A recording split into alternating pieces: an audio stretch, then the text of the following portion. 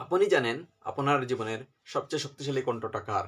এটা বাইরের কেউ না, এটা সেই কণ্ঠ যেটা আপনি প্রতিদিন আপনার সঙ্গে ব্যবহার করছেন। শৈশবে আমরা অনেক গল্প শিখে ফেলি।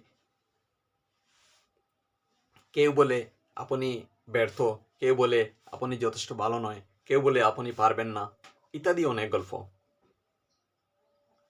আর পরিস্থিতিও আমাদেরকে অনেক গল্প শিখিয়ে দেয়। সেই গল্পগুলি সত্য ছিল না, কিন্তু বারবার শোনার কারণে সেইগুলি বিশ্বাসে পরিণত হয়েছে। কিন্তু একটা কথা মনে রাখবেন, যে গল্পগুলি শেখা হয়েছে সেইগুলি আবার নতুন করে লেখা যায়। মনের রিওয়ারিং মানে নতুন করে পজিটিভ হওয়া নয়, মনের রিওয়ারিং মানে জোর করে পজিটিভ হওয়া নয়। এটা হচ্ছে নিজের সাথে নরমভাবে ধীরে কথা বলা। যখন আপনার ভিতরের কণ্ঠ বলে আপনি ব্যর্থ, তখন আপনি শুধু এইটুকু বলেন, আমি শিখছি। এটাই রিপ্রোগ্রামিং। শব্দ বদলালে জীবনের অনুভূতিও বদলায়।